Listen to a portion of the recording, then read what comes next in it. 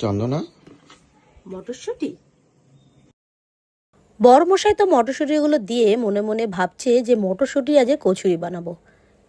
এই ডুবো তেলে কে কচুরি বানায় বলো তো? প্রথমেই মটরশুঁটিগুলো ভালো করে ছুলে নিলাম, তারপর একটা মিক্সিং জারের মধ্যে বেশ কিছুটা কাঁচা লঙ্কা, আদা, রসুন একটুখানি দিয়ে দিয়েছিলাম, চিংড়ি মাছ দিয়ে ভালো করে একটা পেস্ট রেডি করে নিলাম। ওই পেস্টটা একটা বাটির মধ্যে ঢেলে নিয়েছি।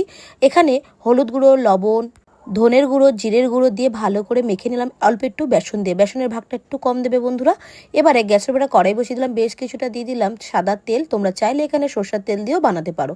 বড়াগুলো ঠিক এইভাবে ভেজে তুলে নিচ্ছি। কেটে রাখা আলুগুলো দিয়ে লাল করে ভেজে তুলে নেব। এবার আলুগুলো আমি ভেজে তুলে নিচ্ছি। গোটা গরম মশলা ফোড়ন দিয়ে দিলাম, আর দিয়ে দিলাম জিরে আর দুটো তেজপাতা। কিছুটা পেঁয়াজ দিয়েছিলাম, সেই পেঁয়াজটাকেও ভালো করে ভেজে নিচ্ছি। অল্প একটু লবণ দিয়ে টমেটো কুচি দিয়ে দিলাম। তারপরে আদা রসুন বাটা, হলুদ গুঁড়ো, জিরের গুঁড়ো, ধনের গুঁড়ো, লঙ্কার গুঁড়ো, কাশ্মীরি লঙ্কার গুঁড়ো দিয়ে ভালো করে মশলাটাকে কষিয়ে নিলাম। মটরশুঁটি শেষ হওয়ার আগে আগে একবার তোমরা এইভাবে বানিয়ে দেখতে পারো। কেমন লাগলো অবশ্যই আমাকে কমেন্ট সেকশনে জানাতে কিন্তু ভুলো না। এবারে দেখো, এবার ভেজে রাখা আলুগুলো দিয়ে দিলাম। আজ কে কোথা থেকে ভিডিওটা দেখছো অবশ্যই কিন্তু কমেন্ট করো, তবে তো ধন্যবাদ জানাবো নাকি। ভিডিওটি যদি ভালো লেগে থাকে অবশ্যই বন্ধুদের সাথে শেয়ার করার অনুরোধ রইল। এবারে বেশ কিছুটা গরম জল দিয়ে দিলাম, দিয়ে এবারে ঢাকা দিয়ে দিলাম। আলুটা একদম সেদ্ধ হয়ে গেছে। এবারে ভেজে রাখা বড়াগুলো দিয়ে দিলাম। বড়াগুলো কিন্তু ঝোলটা বুঝে এখানে অ্যাড করবে, যেহেতু এখানে বেসন দেওয়া আছে, ঝোলটা খুব তাড়াতাড়ি শুকনো হয়ে যাবে। এবারে দেখো, আমি অল্প একটু চিনি দিয়ে দিলাম যাতে একটু মিষ্টি মিষ্টি লাগে, খেতেও ভালো লাগবে।